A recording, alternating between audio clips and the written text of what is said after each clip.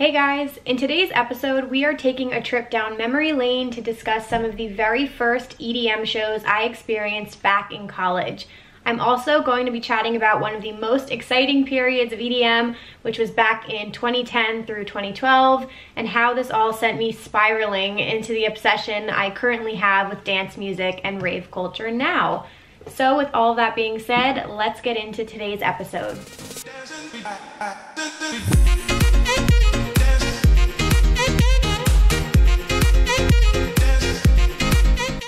Alrighty you guys, welcome back to Rave Culture Cast, your weekly guide to the EDM community, music festivals, and more. I'm your host, Emma Kapotes. Thank you all so much for checking out today's episode. Happy Wednesday. I hope you all are staying safe, happy, healthy, wherever you guys are listening from. And thanks so much for tuning in. I know a lot of people do not have their regular routines now for at least a month, so you know, we don't have our normal commutes, normal hours, people might have been sleeping later, whatever it may be. I know it's not the usual, so I do appreciate you guys still checking out episodes every week and sharing them with friends.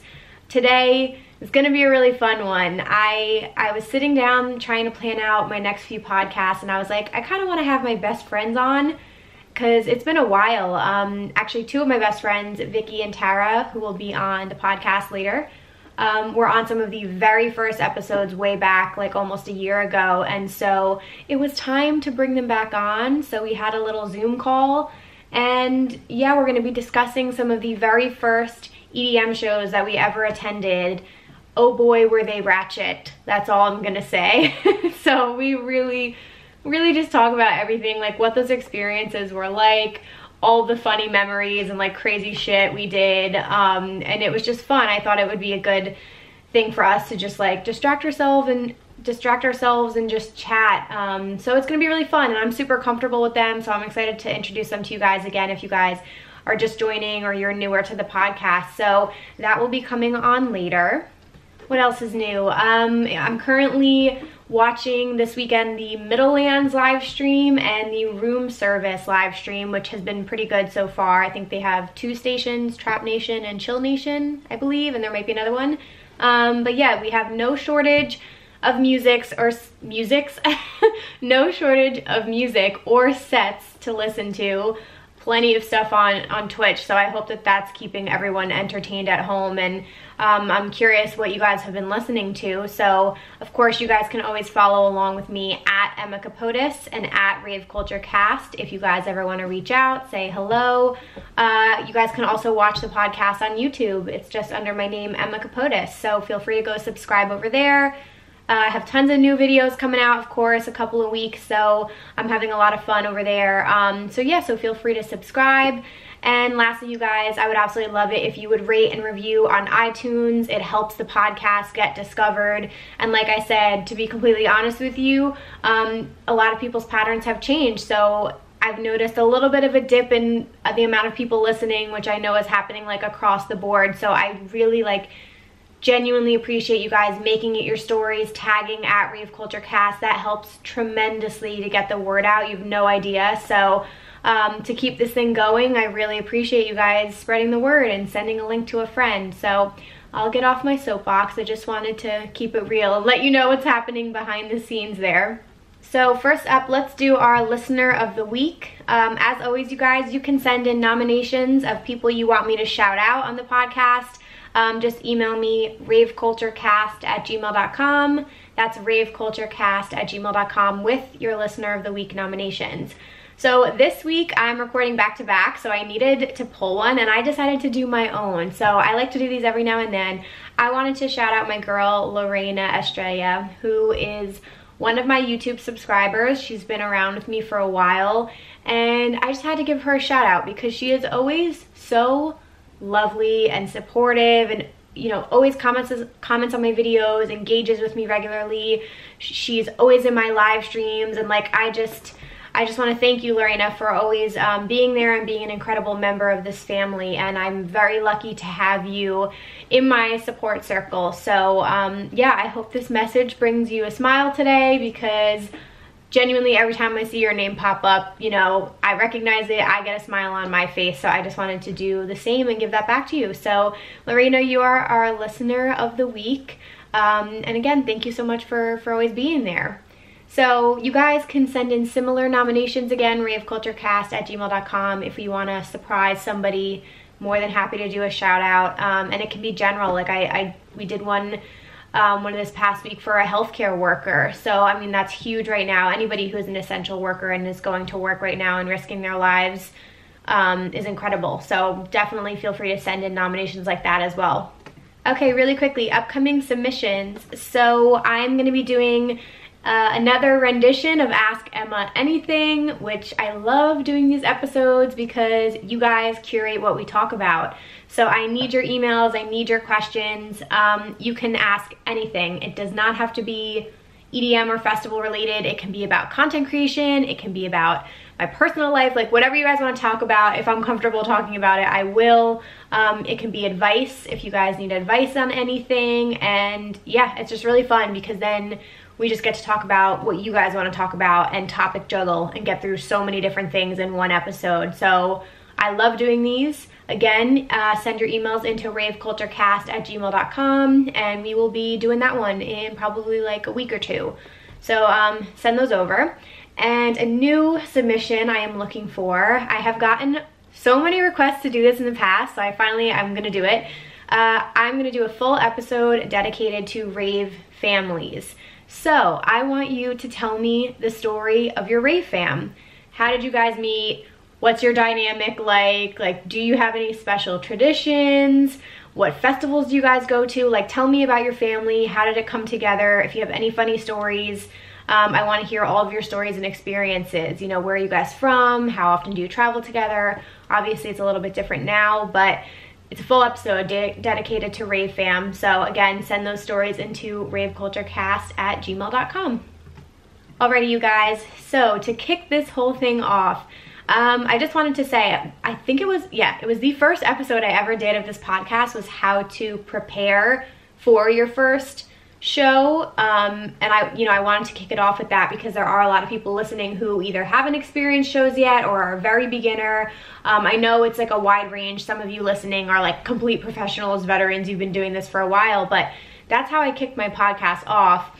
And then I realized I had never really spoken about, at least on here, I think I've done a YouTube video, but I've never really talked about like my college years and like when I was first getting into dance music and shows and like what those experiences were like. And this actually was sparked because Barstool Sports, I guess, has been doing this like series on their YouTube channel of like different behind the scenes footage of their company.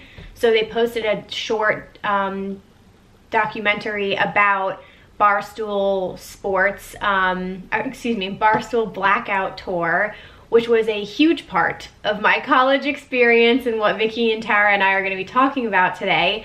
So I watched the documentary. I was fucking dying laughing and cringing at the same time. It's on their YouTube channel if you want to go check it out. It will give you the perfect depiction. I'll actually link it in here if you want to check it out.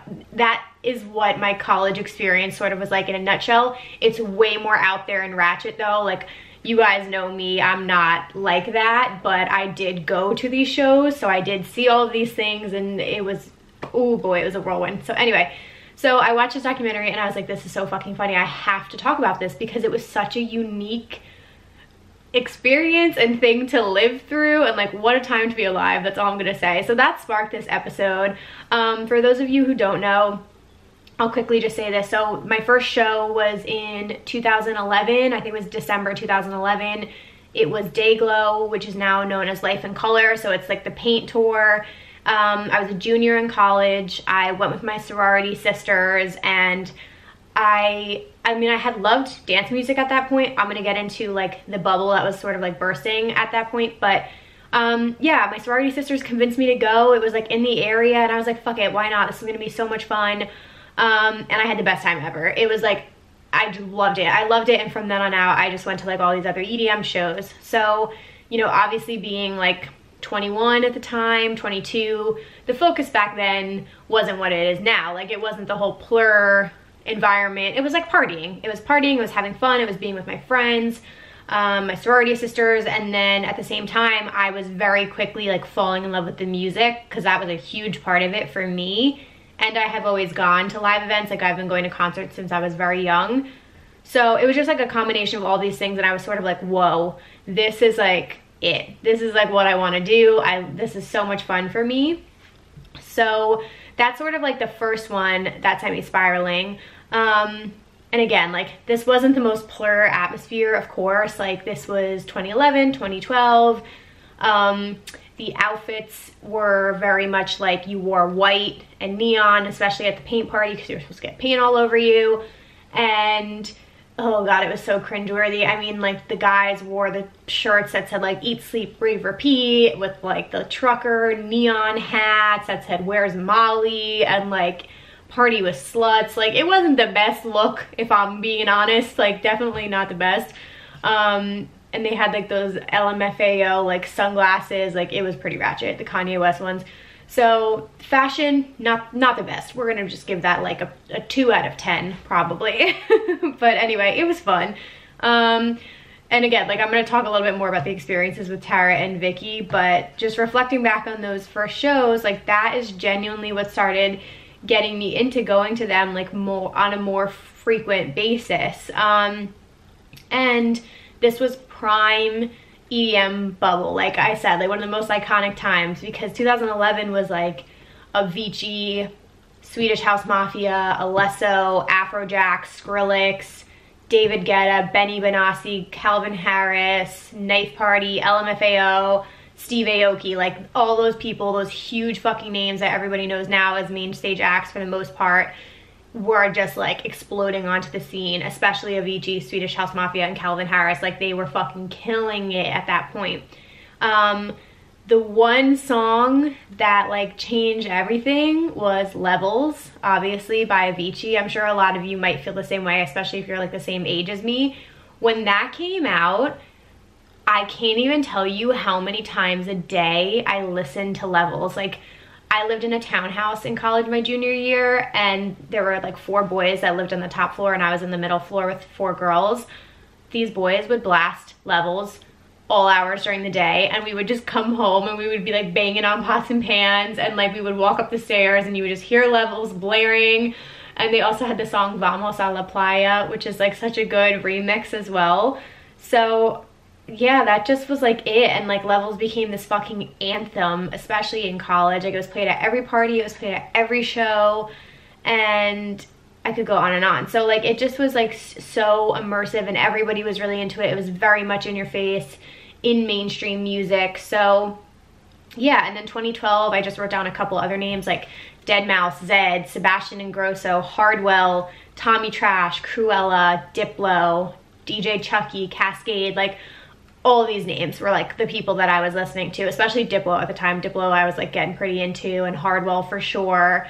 So anyway, so it was such a great time. I gotta be honest, like the music was so good, so much house music, progressive house, like big room.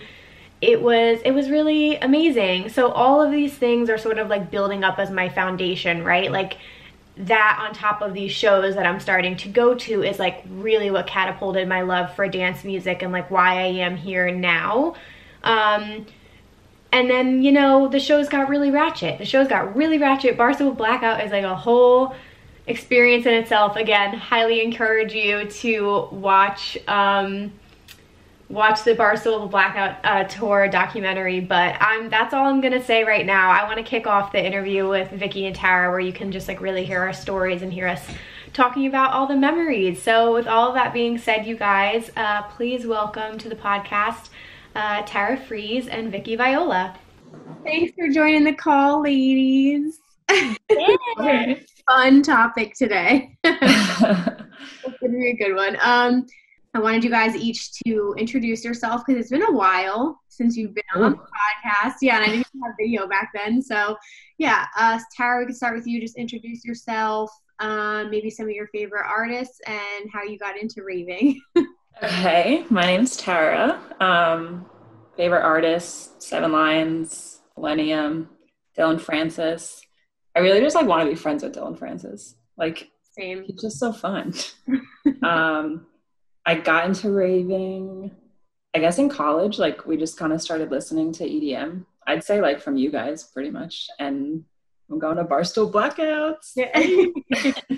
Vic, you're up. Yeah. Same. I'm Vicky, and my favorite artists, Seven Lions, Millennium, Said the Sky.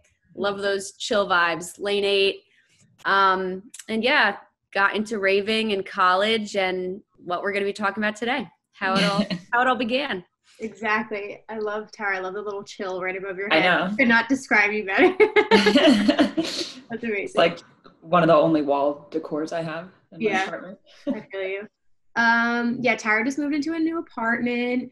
Vicky's getting married next year, you guys. So this is so obviously these are my best friends. Like this is just going to be a really fun episode. I wanted to do one right now in the mix that was more just casual. So I said before this, I did the first episode I ever did in this podcast was how to prepare for your first show, but I've never like actually spoken about like what our experiences were like in the first EDM shows we went to.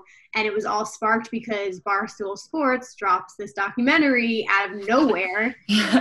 I guess, because it's not even the 10-year anniversary. I think he said it's been like 8 years or 9 years, something like that. Yeah, they've been doing like a whole throwback series of just like the history of Barstool. Okay, that makes sense. Yeah, so I'm gonna have to link this down below. People, please go watch it if you want. It's not too much for work. But it just sparked it, and we like all just started chatting. We were like, oh my god, this is like fucking crazy, because they released all this like behind the scenes footage of how they actually put the tour together, and we went to so many of those shows, and that was like a huge part of like probably why we're so into EDM now. So I want to talk about all of it, but to kick this off, I was going to say, so Vicky and I were in the same graduating year. We're all three of us are in a sorority together. Tara's my little. So yeah, we were seniors when you were a sophomore. So we overlapped a little bit. But I was going to say, I don't even know, was your first Barstool show after college or in college? No, I think in college maybe. Yeah, it was during the winter, right? When we went to like East Stroudsburg. We were seniors when we were going to ESU. We were, right? That's what I thought. Okay, I know it's been a minute. Okay, before we get into that, so basically, we can each talk about our first show, because my very first EDM show was Dayglow, which is now Life in Color, and that was winter. I think it was December of my junior year. Vic, you were at that show, right? No, I got to vote and I didn't go. I just saw my ticket last minute. Okay. Yeah, so that was like my first experience, and like a lot of these have a similar tone, like it's college, it's like a party vibe. Like that was a paint party. We'll talk about Barstool later. Like had the whole foam thing, but it was like all sorority sisters, so much fun, and like I was completely obsessed after that show. And then, at the time we really, you're limited on money and like the amount of shows you can attend. So the next big thing was Barstool. But what were both of your first EDM shows? Was it a Barstool show? I think it was. I think it was the one that we went to in the city. Foam and Glow. Foam and Glow, yeah. Okay, that's what it is. Because I just specifically remember being on the train on the way to the city, and I was like nervous, like actually like scared. I was like, I have no idea what I'm like getting myself into. Because I think my sister had already gone to Barstools at her college, and we all went in the summer to Foam and Glow, and it was me and Tara's first like EDM show, and it was so budget. Yeah, and that was the first time I met Em too. Yeah. Oh my fucking god. Okay, so this is great. This is why I have you guys here, because I totally forgot. Yeah, Foam and Glow was a separate thing that wasn't Barstool yet, because I was at Irving Plaza, and just like Vicky said, like so budget. It was just such small venues, and it's literally like a DJ with a laptop for a college crowd. Like that's what it was. Like if you even want to call it an EDM show, it just was like it way was too much fun. Bubble. Yeah, like it was 2011, 2012, like around that time to 2013 is when we graduated. And so it was like big room, progressive house, all that fun stuff. But please walk us through what your first experience was like. Where was your head at? What did you think? Oh man, well, I remember probably going to Forever 21 and purchasing some nice neon. So much neon. To wear. You know, neon fanny pack. I'm trying to think. I remember. I wore glasses. I'm pretty sure that didn't have lenses in them. They're just popped out glasses. Yep. I'm picturing the picture I took with M. And M had like a neon cheetah jersey, a neon yellow cheetah print shirt on. And we were like in the picture. Yeah. Well, yeah, you know the exact picture I'm talking about. Me and my sister took pictures in our family living room. We probably had mom like take pictures of us in our neon outfits before meeting all of you guys. Oh my gosh. Oh my God. Yeah, that was the thing. Like, I'm not defending the clothing we wore by any means. I'm like, that era of fashion within that couple of years was not good. It was just like so bad. Yeah, and it depended because the paint parties, like you were supposed to wear white and neon, like that was the combination. And yeah, I mean, we're also from New Jersey, so that's like a whole nother level. I had this too. I had this braided. I braided it myself. I think I did it for like a mixer for our sorority. It must have been like neon themed. And I cut a t-shirt up, and then I had extra like fabric, so I braided this thing, and I wore that to like multiple shows. Like I don't know why I was so obsessed with it. Like that was like my thing. Yeah, we were DIYing our outfits for sure. Oh yeah. Oh my God. For that show, we met more of our sorority sisters at the train station. Yeah. Yep. And that's where we tried some stuff for the first time. In the bathroom, I literally remember I'm like handing it to Nicole under the bathroom stall. Yeah, guys, that's probably a part of this. Like, obviously, you know, we're not glamorizing anything here. Like, obviously, test your shit and all of that. But yeah, this was a lot of our first experiences with certain substances, which obviously was enhanced a lot of the experience, which was really, really fun. But I don't know. I think that sort of just like, yeah, that was summer. That sort of like kicked it off. And I would say too, like, obviously at the time, we went with like bigger groups and like we were in sororities, like that's who all of our friends were at the time. So that's who we were going to these events with. And then that carried over into college. And then the next thing that sort of came up was this like whole Barstool Blackout tour, which if you watch the documentary, it'll explain it. But essentially Barstool Sports ventured into throwing live events. That was the most ratchet at college, like pretty much college campuses and like local venues to the areas. And literally it was just like a college DJ on stage, and it was just like a huge party. And eventually it grew into like they would have mascots come on stage, then they added foam at one point, and like the lighting and stuff like that was cool. Like they did a good job, but it started to become this thing, and it just got like bigger and fucking crazier. And so that's the explanation of what it was. But do you guys remember your first Barstool experience? Vic, you could probably talk a little bit about your sister and her school too. Yeah, so I think all of our first Barstool experiences were at East Stroudsburg University, where my sister went to college, and ESU has a reputation for partying. So these Barstools were intense. We would take like the hour-and-a-half drive from TCNJ to go to ESU for these Barstools. And yeah, I guess the first one we all went to was like, fall maybe of. That's what I think. Our senior year, I guess your sophomore year, Tara. And yeah. Oh yeah, because you joined the sorority spring of your freshman year. Yeah. Okay, yeah, that makes sense. Yeah. So it was at East Stroudsburg. I was gonna say, was it a foam? I like can't remember what the first one was. I think so. I remember going to like a big frat house to pregame before. Yeah, I remember that. Okay. That house was in rough shape. That was Riley's frat house. Oh my God. Yeah. Oh my fucking God. Yeah, it was a whirlwind. I mean, East Stroudsburg again, like, because we were like going there, and Vicky's sister is Tara's age. She was 2 years younger than us. And yeah, so they had like the whole college atmosphere and all the sorority and fraternity like kind of vibe. And it just was like the point at that point was to like go and party and like have a great fucking time. And the school, like the things we saw, it was like I feel like the town like would shut down like when Barstool came. Like every single person like that went to ESU that was in that town was like going to Barstool. Yes, it was a fucking mess. And this was like, let's just paint this picture. Well, let's take it back for a second. Let's just talk about music first. Like at that time, what was your like musical interest? Like what kind of artists were you guys listening to? Do you have any favorites from college that you remember? Probably like Avicii. Yeah, Swedish House Mafia. Yeah. I was gonna say. Well, the thing with Barstool that I think really got me into EDM was they put out these mixtapes. Oh my God, it was like Christmas morning. Yeah.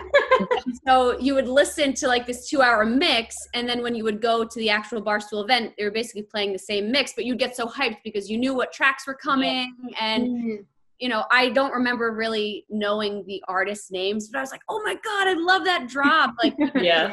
That's how it started. Oh my God, those drops. I just thought of one. I was like, because we didn't know the name of it. I was literally like, this is my song every time it drops. And I don't even know it to this day, but. All that's in my head right now is all I do is fucking party. Like, I wrote that down. I literally wrote the theme song. All I do is fucking party. Yeah. That's like the theme song of Barstool. God, yeah. Like, I was going to say, it was like simultaneously because when everybody talked about like the EDM bubble, like it was like Avicii Levels and Steve Aoki Turbulence and like Tommy Trash, Afrojack, Skrillex getting like Bangarang, like all that shit. So I feel like simultaneously it just was becoming more popular and that's what everybody was playing. And then they decided to throw this tour, which is like the perfect timing for fucking all of that. So it was so good. And I just remember the first drop was Satisfaction by Benny Benassi. Yes.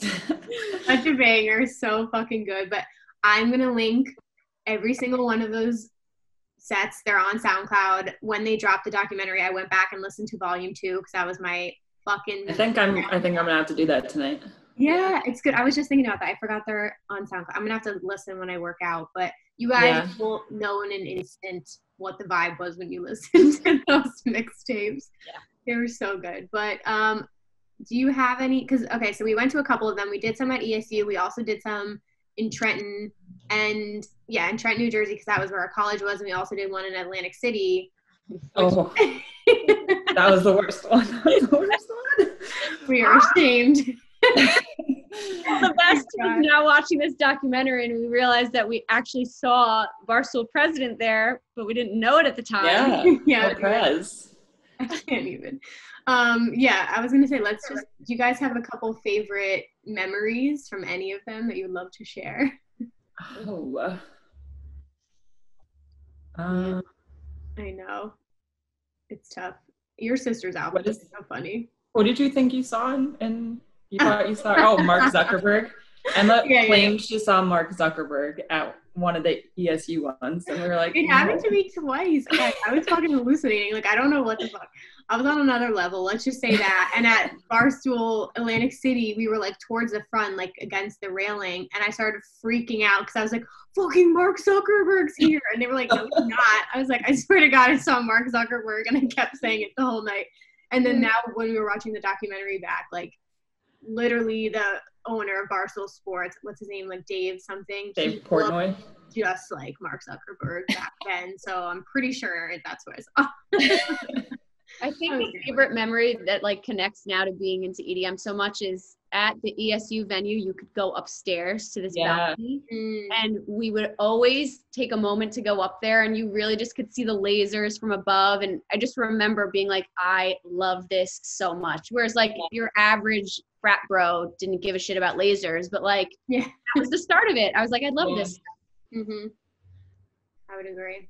I think it's just like, I wrote this down too. I feel like at the time, like now people go to festivals and you have a rave fam and you can see how much you can connect with people just from doing these events. And it was the same sort of thing for us. Like we just had your sister M's bachelorette party in Vegas last year, and a lot of her friends from East Stroudsburg were there. And we were all like, this is our Barstool reunion, because I think all of us got so close too from just doing all of those shows and experiences together too. So it was like starting to form our rave fam without even realizing it at the time too.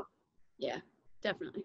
So that was always so fun, even though we had ratchets along the way. But let's talk a little bit about the fashion and some of the things you guys saw.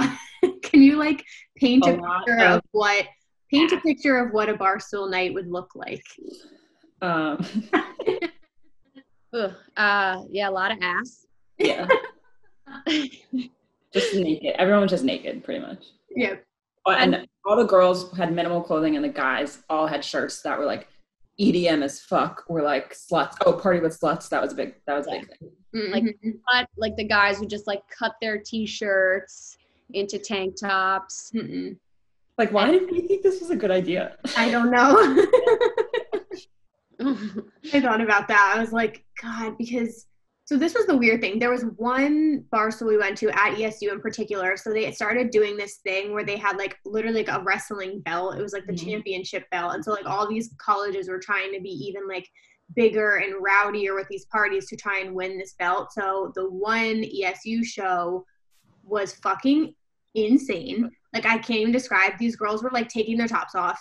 So it's everywhere. And I was like, holy shit. Cause like, that's not our style. Like maybe that's some other people's style, but I just remember being like, what would your mom think of this? Yeah, it got real bad. The people, but that's the thing. Like, so this is the other part why it eventually like ended. They got in a lot of trouble over the years. One, because people were getting so fucked up. Like obviously the cops were getting involved and people were getting sick. And then also it was coming off a little like sexist and misogynistic, obviously with the party with sluts shirts and things like that.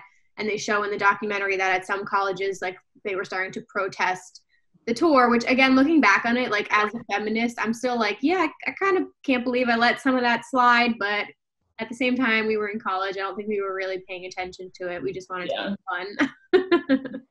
So, and Eat, Sleep, Rave, Repeat was a big one. Oh, yeah. Eat, Sleep, Rave, Repeat. What was that? I was trying to think, because the All I Do Is Fucking Party was a big one, but what was the song about, like, it was about twerking that M, like, loves. Oh, hold on. I know it. Or something like that. Yeah, let me stop. Oh. Was it Lick My, wait, no, that's a different one. No, it was another one. I was like, God damn it. It was like it wasn't DJ Turn It Up, but no, DJ Bring It Back. That was a little bit, but that's still not the one I'm thinking of. People are probably screaming at their phone right now. Yeah. No, but I was going to say, so there was like that whole element of it as well. But I feel like at the time it was just so much fucking fun and we just loved it so much. The other one that was great was, it might have been Life in Color. That ended early. Yeah. Oh, the one in Trenton, yeah. Yes. Well, those were different because they would actually get artists. Like we saw Fetty Legrand at Life in Color. Right. Barstool was just their like house DJ. Yeah. Yeah, that show ended way too early. And it was like a Friday, I guess, or Friday, Saturday. Yeah. And we were like still very much so in the zone. So we went to our sorority mixer that was in progress. Looking like crackheads. Yeah. And we just went straight to the basement and they were playing like country music and I was like, you got to put on some tunes. Yeah. And they weren't really listening. Yeah, we probably looked like straight up crackheads at that point. We like showed up to a sorority mixer like covered in paint and they were like, who the fuck are these girls? Yeah, that was bad. That is true though about Life in Color. Yeah, they did, because like David Solano was somebody they always used to have on their tours and I like always listened to his music. But I actually thought of a good memory. So M's now husband, who at the time was her brand new boyfriend in college, he and I were like not really fucked up yet. And we were just standing there and everybody else was like in La La Land, like running around. And he and I look at each other and we look at the stage and it's just a laptop. I was like, I don't even think there's anybody on stage right now playing. And he was like, yep, no one's up there. And I don't think anybody even noticed. Oh my God. That's how it was. We didn't probably like went to go to the bar or something. Yeah. Well, that's what was funny about the documentary, because it was like, our fucking DJ kept leaving the stage to go take a leak in the bathroom. So I mean, it was kind of just like a larger college party, but just in like actual venues. But they destroyed them with the foam. Do you guys remember how bad that shit burned the first time? Yes. And then like eye infections. Way too much foam, like way too much. Yeah. And honestly, the part in the documentary when they were like, honestly, after the foam parties, we'd have this big vacuum and we just suck up all the foam. And honestly, we would just hope that we wouldn't find a body under there. And like, that's so fucking true. No, it is. It was up to our waist. The foam. Yeah.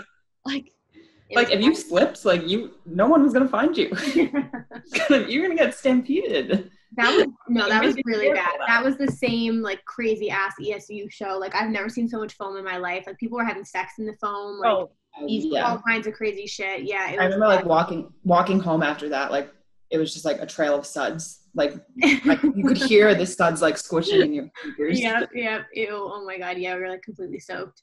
Yeah. But yeah, no, but they, again, like that's another issue they ran into because it was like itching your eyes, like it was itching your skin, like it was like hurting people, and they like did not give a fuck. They were just like, no, we're just throwing a party. We had enough foam to fill like an arena, but we were using it in these small fucking venues just to fill them. What was the one? Was it the one in the city? Like it was slanted.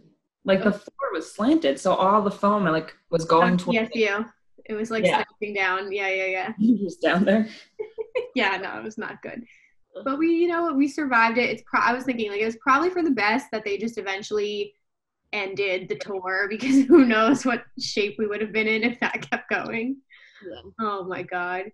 And then after that is, I would say like 2015 was the first EDC we did. So that's when we started actually going to festivals. But see, this is what I'm trying to remember. Like I can't remember the first real EDM show I went to. Yeah, like at Terminal 5 or something. Like I don't know. Oh, like Artist Fest. I thought about this recently. I saw Girl Talk. I don't know if you remember him. He used to be like a mashup DJ, and I actually saw him like freshman year of college at like the University of Maryland. So technically that was like my first DJ ever. He was like a mashup art. He was going to play Governor's Ball this year. I was like, holy shit, I haven't seen his name on a lineup since like 2011. Yeah. So I guess we went to EDC a year after we were already out of college, Emma. So the year before we went to Vegas and we saw Diplo and Skrillex before they were Jack U at like those clubs and stuff. Yeah. I was going to say, maybe like a club in AC or something. Yeah. Oh, true. Like at Harris or something. That's very true. Oh yeah, it probably was like Haven or something like that. DJ Snake. Oh yeah, that might be true. DJ Snake. 4B is from New Jersey, and like he started out and he was playing this one club in Atlantic City all the time, and I think we saw him like 3 or 4 fucking times, and obviously now he's like a total huge trap DJ or like Jersey club, whatever you want to call it. But no, we saw him a couple times. That was great. He was like a resident in Atlantic City. Where didn't we see him in the crowd somewhere? Wasn't he like standing next to us? He was at the Adam Bay or Eric Prydz show. Yeah. Tara and I were like in the crowd, and I looked to my left. I'm like, fucking 4B is standing right there. But only one other guy noticed him and went over and said hello. I felt too weird. I was like, nah. I'm gonna look like a crackhead right now if I go say hi. But no, just like closing thoughts. How do you guys think these shows like influenced what we're into kind of now? These first ones we used to do. I mean, it really was like the gateway into EDM. Like the mixes that came out. Like I would literally like we'd like text like a new mix drops. Like we were so excited, and like I would listen to that like all day, every day. Absolutely. Yeah. It was just, and I think that's the difference between some of the people that just went to party and us. Like we actually were into the music from the beginning, and that was the start of it. Mm-hmm. Yeah. And like you said, even like appreciating the lasers, like we actually like cared about the production that like went into it. Mm-hmm. Well, right. Oh my God. Yeah. I'm picturing all these like moments. I was going to say too, this is like completely unrelated, but just to go back to like the fashion and stuff, your sister always had like great outfits. Em was always in like literally a little bra and like the tiniest booty shorts ever. And I just remember my junior and senior year of college, I gained so much fucking weight. So I just remember being so insecure at some of the shows because I was like, I can't wear what most of these girls are wearing. And I just was trying to like figure out an outfit. So I relate that now to like rave and festival fashion because I feel like it is so tricky for some people to put their outfits together if they don't feel like totally confident in what they're wearing, and then they see these other people wearing like next to fucking nothing. It can be tricky.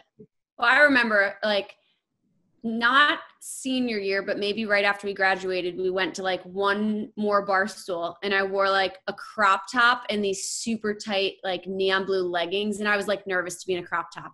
And now I'm like looking back and it's so ridiculous. Yeah. I know. Yeah. But it was a time where we were in our life, and I feel like everybody has a different sort of like college experience, but Yeah, it was definitely interesting to see some of the girls and guys interacting during those shows. Oh yeah.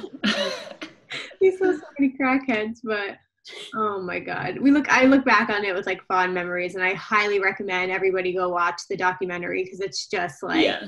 If you've I don't know. been to Barstool, you have to watch the documentary. Do you think they'll bring it back? What are your thoughts on that?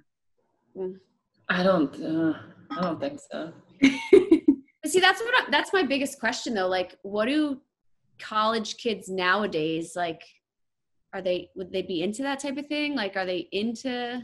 Yeah, actually, so my brother, he went to Rowan and they did a thing. It was called like Rowan Glow.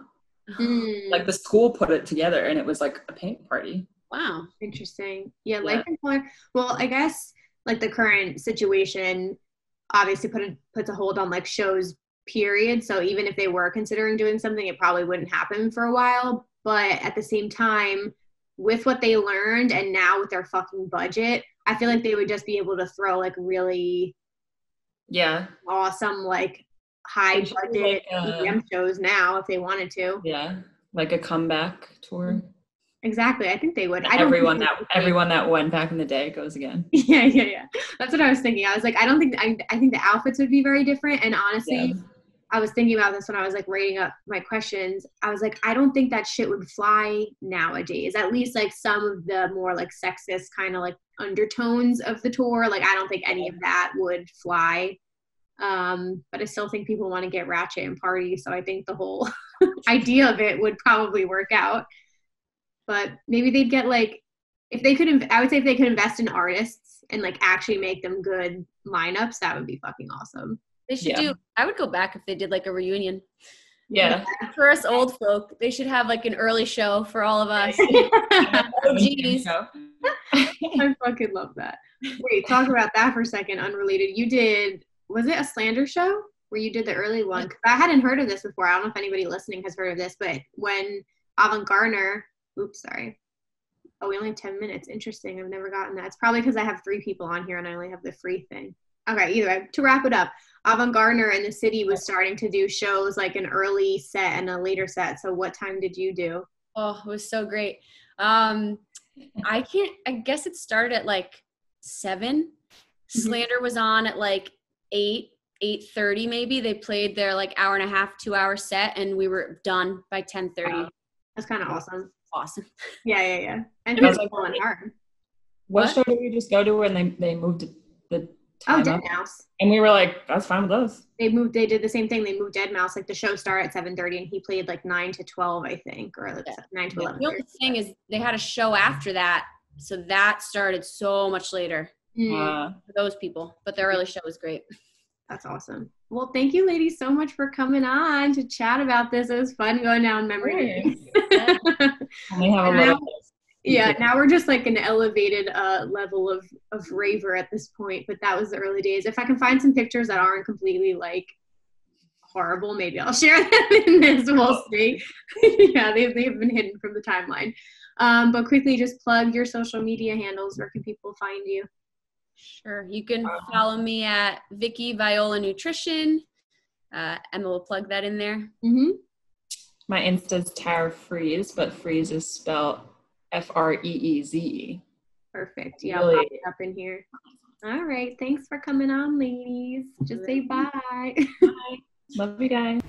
Alrighty, you guys. So many fond memories. I'm like dying reliving all this stuff. What a time to be alive. That's all I have to say.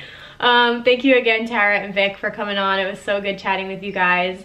I wish I had some photos to share with you, but I deleted a lot of them. So if I can and I remember, I will put them up on the YouTube video so you guys can go subscribe over there. But I hope this was just fun and it gave you a better idea of like where I started and some of the fun shows we used to go to back in college and sort of like what that experience was like for me, so you can get to know me a little bit better. But yeah, I mean, great memories, so fun. Go watch the documentary on Barstool Sports. And again, like, please go listen to those mixes. I was listening to 2 of them this week when I did workouts at home. I listened to the Barstool Blackout Mix 2, which again, I can't even tell you how many times I used to drive around in college and that was like blaring out of my car. And Volume 5 I really liked as well. If you guys are just big fans of like that era of music, like early 2010s to mid, you will love those mixes. So I will try and remember. I will definitely put them in the YouTube description box for you guys to go listen to that. Okay, so let's do some EDM news. How does that sound, you guys? Of course, we have some festival announcements I just want to kick off with, but I do want to say this past weekend again, shout out to the Middlelands live stream and the Room Service Festival. We have no shortage of incredible sets to listen to, you guys. I actually really enjoyed some of the Escape sets as well. I was listening to Duke Dumont the other day and that one was really good if you guys are into house music. Okay, so let's see what else we have. So just really quickly, I'll touch on festival announcements. This was announced a little while ago, but it's been a minute since I recorded, so some of you probably already know this, but Sunset Music Festival ended up postponing the festival to 4th of July weekend, which this was announced a little bit ago, and of course things are changing so quickly. So I don't think it's gonna stay there. I mean, I've said this before, and not to get negative, I swear I'm just being a realist here. I don't think any festivals are gonna happen this summer, so that was a very bold move of them to think that they could throw a festival in July. I said this last week, I think most festivals are gonna stop postponing, and most of them are just gonna cancel at this point, because to postpone an event to then cancel it is just like such a process. So I think people are sort of like just getting to the point and canceling for next year, because then they can take all their resources, all their budget, and sort of just plan for next year instead, which is probably the safer route at this point. So with that being said, we also saw cancellations of Burning Man for the first time in the history of the event.